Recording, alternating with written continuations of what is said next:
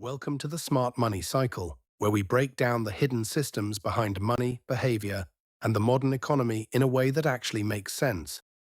If you're new here, you're about to uncover how financial life really works beneath the surface most people never notice. Before we dive in, if this video makes you think differently about money even once, Make sure to subscribe to Smart Money Cycle and turn on notifications so you don't miss future breakdowns like this. Have you ever noticed how some people can earn what would have been considered an incredible salary just 20 years ago and still feel financially cornered almost every single month? Because this is one of the strangest shifts in modern economic life, and it quietly changes the way people think about success, stability, and even their own identity without them fully realizing it. There was a time when becoming financially comfortable carried a very specific meaning. It meant your bills were manageable, your future felt predictable, emergencies did not immediately create panic, and large purchases happened occasionally rather than constantly. Comfort once represented breathing room. Today, comfort has become something entirely different. It has transformed into a moving target that becomes more expensive the closer people get to it. The strange part is that most people do not notice this transformation while it is happening, because the system does not present rising financial pressure as a crisis. It presents it as normal life progression. Someone gets their first real salary and upgrades apartments because they finally want privacy and safety. Then they upgrade transportation because commuting in an unreliable car starts feeling exhausting. Then subscriptions accumulate quietly in the background because every modern service now exists on recurring payments. Then insurance costs rise. Then healthcare costs increase. Then food prices climb slowly enough to avoid emotional shock, but steadily enough to permanently reshape spending habits.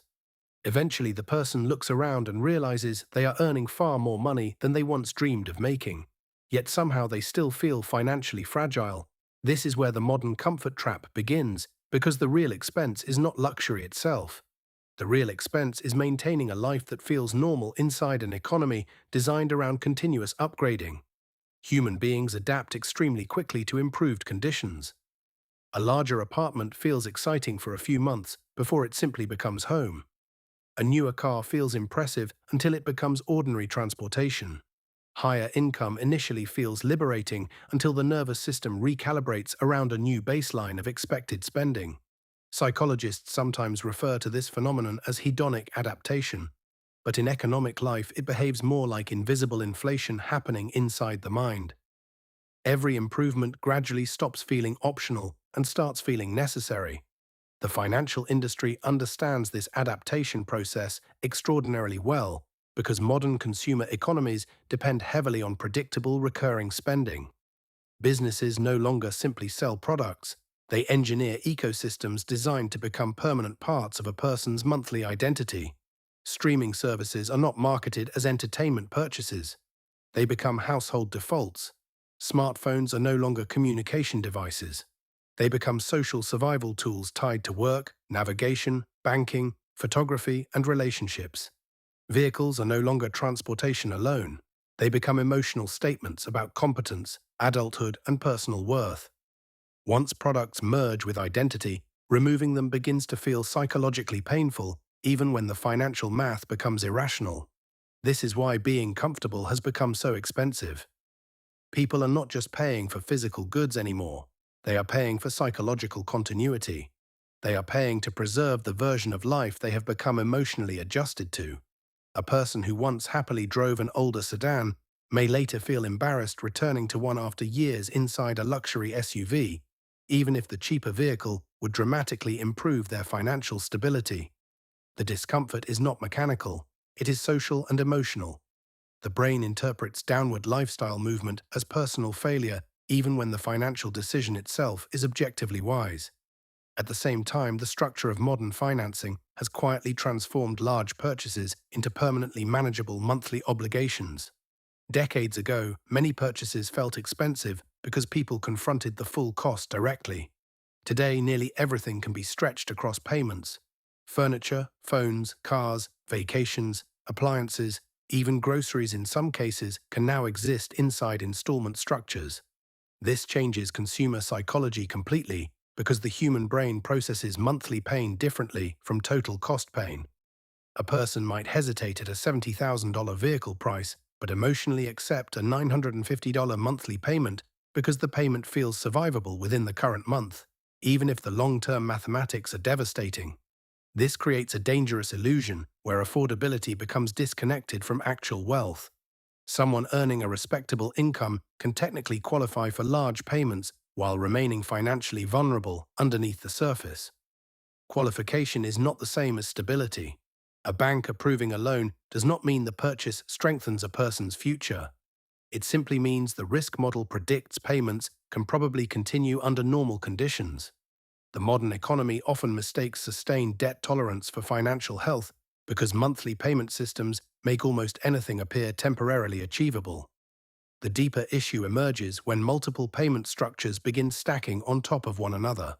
A car payment alone may appear manageable, a mortgage alone may appear manageable, a collection of subscriptions may seem harmless individually. But modern financial pressure rarely arrives through one catastrophic expense. It arrives through cumulative normalcy. Hundreds of recurring obligations slowly compress future flexibility until income becomes almost entirely pre-assigned before it even arrives in a checking account. This is why many households experience anxiety despite objectively higher earnings than previous generations. The margin for error becomes dangerously thin. Historically, this shift represents a profound economic transition. Earlier generations often spent large portions of income on necessities, but many physical goods were simpler, cheaper to maintain, and owned for longer periods. Today, convenience, speed, and constant technological upgrading create an environment where consumption cycles accelerate continuously. Entire industries now rely on shortening replacement timelines. Phones are replaced every few years. Vehicles are financed before previous loans fully mature. Software moves to subscription models. Entertainment becomes recurring. Even basic household products increasingly operate inside ecosystems, requiring ongoing purchases rather than one-time ownership. The result is a society where people feel wealthier externally while privately feeling trapped internally. Outward appearances can become deeply misleading because modern middle-class lifestyles often sit on top of enormous monthly obligations invisible to outside observers. Someone living in a beautiful apartment while driving a new vehicle may simultaneously possess almost no emergency savings, significant credit card debt, and constant low-level financial stress. Comfort becomes performative rather than secure. The appearance of stability replaces actual resilience. What makes this psychologically powerful is that social comparison amplifies the cycle continuously. Human beings rarely evaluate financial success in absolute terms. They evaluate relative positioning. A person earning twice as much as they earned 5 years ago may still feel behind if their peer group upgraded faster. Social media intensifies this effect because people now compare their ordinary lives against the curated highlights of hundreds of others simultaneously. This creates endless pressure to maintain lifestyles that appear emotionally and socially acceptable, even when the underlying economics are deeply fragile. The irony is that true financial comfort often looks visually unimpressive. It looks like low fixed expenses, manageable obligations, emergency savings, flexibility, and time. It looks like the ability to survive disruption without immediate panic. Yet modern culture rarely celebrates invisible stability, because invisible stability cannot easily be photographed, marketed, or displayed publicly. Debt-fueled consumption creates stronger visual signals than quiet financial resilience ever could. This is why many people eventually reach a strange psychological crossroads, where they realize they spent years chasing the appearance of comfort while sacrificing the actual feeling of it. Real comfort is not constant upgrading. Real comfort is the reduction of financial fear. It is the ability to absorb emergencies without destabilization. It is freedom from the sensation that every paycheck already belongs to someone else before it arrives. Ironically, achieving that form of comfort often requires rejecting many of the visible symbols society associates with success. The economic system itself is not entirely malicious because consumer spending genuinely drives growth, innovation, employment, and technological development. The problem is that individuals often confuse participation in the system with personal financial progress. Spending more money can create the emotional sensation of advancement while mathematically delaying long-term wealth accumulation. The distinction between appearing successful and becoming financially secure grows wider every year because modern economies are exceptionally effective at monetizing aspiration. Once people begin understanding this dynamic, their relationship with money often changes permanently. They stop asking whether they can technically afford a payment and begin asking what that payment quietly removes from their future. They begin measuring purchases not only in dollars, but in flexibility, stress reduction, and long-term opportunity cost.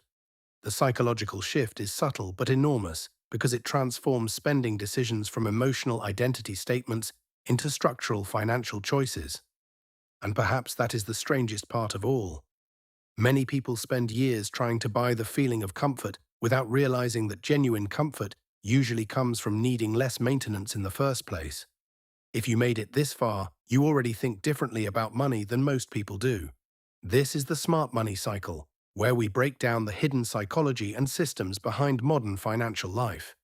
If you enjoyed this, subscribe to Smart Money Cycle and stay tuned for more deep dives that change how you see money, work, and freedom.